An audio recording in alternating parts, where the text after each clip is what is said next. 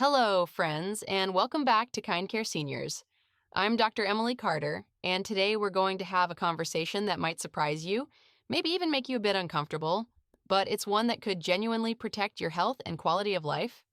We're talking about medical tests, specifically 5 tests that doctors routinely recommend after age 70 that, according to current medical evidence, might actually cause more harm than benefit. Now, I'm not suggesting you ignore your doctor's advice. What I am saying is that you have every right to ask questions, understand the evidence, and make informed decisions about your own body. Because here's the truth: more medical intervention isn't always better, especially after 70. So let's dive in and talk about what the research really says and what questions you should be asking before agreeing to any test. Let me start by sharing a question I hear constantly in my practice. Dr. Carter, I'm 73 years old. My doctor wants me to get a PSA test, schedule a colonoscopy, and undergo several other screenings.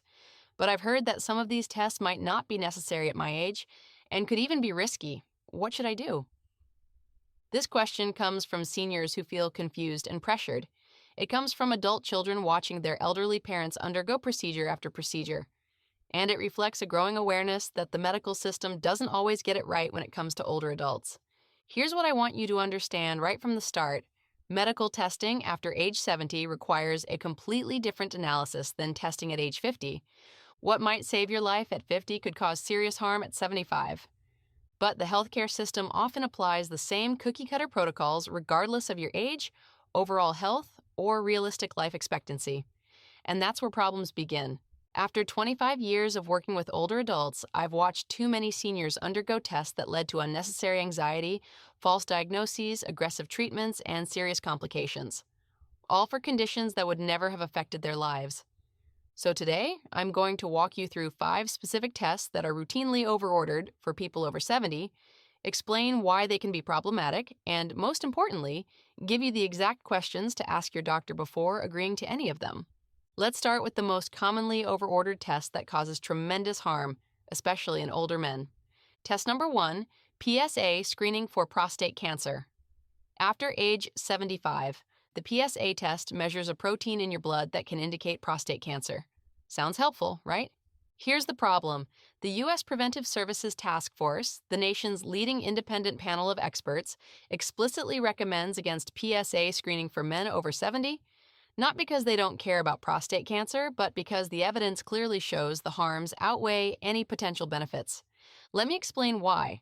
Prostate cancer in men over 70 is typically so slow growing that most men will die with it, not from it. Many prostate cancers found in elderly men would never cause symptoms or affect lifespan. But here's what happens when you get a PSA test. If it's elevated, which is common and often meaningless, you'll be sent for a biopsy. That biopsy carries real risks: infection, bleeding, pain, and sometimes serious complications requiring hospitalization. If the biopsy finds cancer, even slow-growing cancer that would never harm you, you'll likely be pushed toward aggressive treatment, surgery, or radiation. And here's the devastating part: those treatments cause permanent side effects, incontinence and erectile dysfunction, while providing zero survival benefit for most men over 70.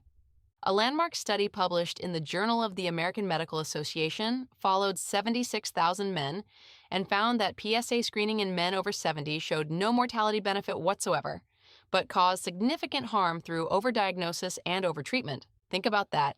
You're taking on serious risks with no survival benefit. Let me tell you about James, a 78-year-old patient who came to see me. His primary doctor had ordered a routine PSA test. It came back slightly elevated, leading to a biopsy that caused a severe infection requiring a week-long hospitalization. The biopsy found a small, slow-growing prostate cancer. His urologist immediately recommended surgery. When I evaluated James, I calculated his life expectancy at about 8 to 10 years based on his overall health. The type of prostate cancer he had would take 15 to 20 years to cause any problems, if it ever did. If he had surgery, he faced guaranteed incontinence and erectile dysfunction for the rest of his life. If he did nothing except monitor the situation, he would almost certainly die of something else long before the cancer ever became a problem. James chose watchful waiting. 5 years later, he's 83, living fully and actively, and the cancer hasn't progressed at all. Had he followed the aggressive treatment path, he would have spent his final years wearing diapers for absolutely no benefit. Questions to ask your doctor. Before agreeing to a PSA test, ask, given my age and overall health, what's my realistic life expectancy? Am I more likely to die with prostate cancer or from it? Dash, what are the specific risks of the biopsy and any potential treatments? Test number 2, routine colonoscopy after age 75. Now, let me be clear. Colonoscopy is an incredibly valuable tool for detecting colon cancer in younger adults. It saves lives when done at the right age. But after 75, especially if you've had previous normal colonoscopies, the equation changes dramatically. Here's why. Colonoscopy in elderly patients carries significantly higher risks. The procedure itself can cause perforation, a hole in the colon, severe bleeding, and complications from anesthesia. The complication rate in patients over 75 is 3 to 4 times higher than in younger patients. Additionally, if polyps are found and need to be removed, that adds even more risk. Now, here's the key point. The American College of Physicians recommends against screening colonoscopy in adults over 75 with average risk who have had previous negative screenings. Why? Because the likelihood of developing colon cancer that would actually affect your remaining lifespan is extremely low, while the procedure risks are significantly elevated. You're undergoing a risky procedure for minimal potential benefit. Questions to ask your doctor. Before scheduling a colonoscopy after 75, ask, given that I've had normal colonoscopies in the past, what's my actual risk of developing colon cancer that would affect my lifespan? What are the specific complication risks at my age? Are there less invasive alternatives like stool-based tests? Test number 3, routine mammography screening. After age 75. This one is particularly controversial because breast cancer screening has been so heavily promoted for decades. But here's what the evidence actually shows. Mammography in women over 75 often leads to overdiagnosis and overtreatment of cancers that would never cause problems during their remaining years. A major study published in JAMA Internal Medicine found that mammograms in women over 75 detected many cancers, but treating them didn't improve survival. Instead, it led to surgeries, radiation, and chemotherapy that significantly reduced quality of life without extending it. Think about what that means. You undergo painful, exhausting treatment that doesn't help you live longer. It just makes your remaining years harder. The harms include not just the anxiety of false positives, which are very common, but the very real damage from treating slow-growing cancers that pose no actual threat. In frail, elderly women, breast cancer treatments can cause serious complications and may actually shorten life rather than extend it. Questions to ask your doctor. Before agreeing to mammography after 75, ask, what's my realistic life expectancy considering my overall health? If a slow-growing cancer is found, would treating it actually extend my life or just reduce my quality of life? What does the evidence show for women my age with my health status? Test number 4, aggressive diabetes screening and tight glucose control in frail elderly. Now, diabetes management is important. I'm not disputing that. But here's where things get dangerous.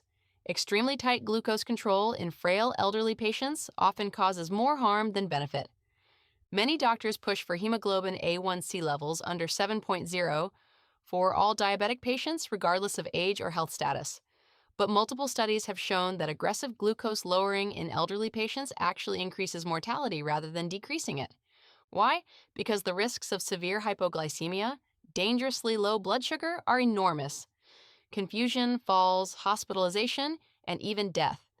For an elderly person with limited life expectancy, the theoretical long-term benefits of tight control, preventing complications 10 to 20 years down the road, simply don't apply. The American Diabetes Association now recommends relaxed glucose targets for elderly patients. A1C of 7.5 to 8.5 is appropriate for many seniors, especially those who are frail. Yet doctors continue to aggressively medicate to lower targets, causing dangerous complications in the process. Questions to ask your doctor. Before accepting tight glucose control targets, ask, given my age and overall health, what glucose targets are appropriate for me specifically? What are the risks of hypoglycemia with aggressive control? Would a more relaxed target actually be safer for me? Test number 5, routine cancer screening with CT scans and extensive imaging. This is one that really concerns me. Doctors ordering routine CT scans, PET scans, and other extensive imaging for elderly patients just to check for cancer. These tests expose you to significant radiation and almost always find what we call incidental findings, abnormalities that show up on scans but may be completely harmless. The problem is, once something is found, it triggers a cascade. More invasive testing, biopsies, surgeries, treatments, all for findings that would never have caused problems during your remaining life. A study in JAMA Internal Medicine found that incidental findings from imaging in elderly patients led to complications from follow-up procedures in 23% of cases, with zero improvement in survival. Let me repeat that. Nearly 1 in 4 patients experienced complications from testing that provided no benefit whatsoever. Questions to ask your doctor. Before agreeing to extensive imaging, ask, what specific symptom or concern makes this scan necessary? What's the likelihood that any finding would actually change my treatment or extend my life? What's the risk of finding things that lead to harmful interventions? The 3 critical questions to ask. Before any test. Let me give you a simple framework. Before agreeing to any medical test after age 70, ask your doctor these 3 questions. Question 1. What's my realistic life expectancy based on my overall health? If it's less than 10 years, most cancer screenings simply aren't appropriate. The cancers detected would likely never affect you. Question 2. If this test finds something, what would the treatment involve and what are its risks? If the treatment risks are high and the benefits uncertain, the test may not be worth doing. Question 3. What does the medical evidence show about this test for people my age with my health status? Demand evidence, not just standard protocol. Protocols are often based on younger, healthier populations and don't apply to you. What the medical evidence really says. Let me summarize what the research tells us. Evidence point number 1. Most major medical organizations now recommend against routine cancer screening in adults over 75 with limited life expectancy. The harms consistently outweigh the benefits. Evidence point number 2. Testing should be individualized based on overall health and realistic life expectancy, not just chronological age. A healthy, active 75-year-old is very different from a frail 75-year-old. Evidence point number 3. The question isn't, can we find disease? But rather, will finding and treating this disease actually improve length or quality of life? For many conditions in elderly patients, the honest answer is no. Evidence point number 4. You have the absolute right to refuse any test. Doctor's orders doesn't mean you must comply, especially when evidence shows the test may harm more than help. Individualizing your healthcare decisions. Now, I want to be very clear about something. I'm not saying all testing is bad after 70. What I'm saying is that testing needs to be personalized to your situation. Some 75-year-olds are incredibly healthy, active, and likely to live another 15 to 20 years. For them, certain screenings might make perfect sense. Other 75-year-olds have multiple chronic conditions and realistic life expectancy of just a few years. For them, aggressive screening and treatment often reduces rather than improves their remaining quality of life. The key is honest, individualized conversations with your doctor, not one-size-fits-all protocols. Taking control of your healthcare. Here's what I want you to take away from this conversation. You are not obligated to undergo every test your doctor suggests. You have the right and the responsibility to ask questions, understand the evidence, and make informed decisions based on your priorities and your life. Quality of life matters. Sometimes, the best medical decision is to do less, not more. Don't let anyone make you feel like you're being difficult or non-compliant for asking thoughtful questions about tests and treatments. An informed patient is a good patient, and remember, the goal isn't just to live longer, it's to live well, with dignity, comfort, and joy for however many years you have. I know this conversation might have challenged some of what you've been told by the medical system. That's okay. My goal isn't to create fear or distrust. It's to empower you with information so you can make the best decisions for yourself or your loved ones. Medical science is constantly evolving, and what we thought was best practice 20 years ago often turns out to need revision. The evidence on testing in elderly adults has changed dramatically, and it's time patients knew about it. All right, friends, I'd love to hear from you. Have you or a loved one faced pressure to undergo tests that didn't feel right? What questions do you wish you'd asked your doctor? Drop a comment below and let's have this important conversation together. If this video gave you valuable information, please hit that like button. It helps us reach more people who need to hear this message. And don't forget to subscribe to KindCare Seniors and turn on notifications so you never miss our weekly videos on making informed, empowered healthcare decisions after 60. Remember, your health, your body, your choice. Always. Take care, stay informed, and I'll see you in the next video.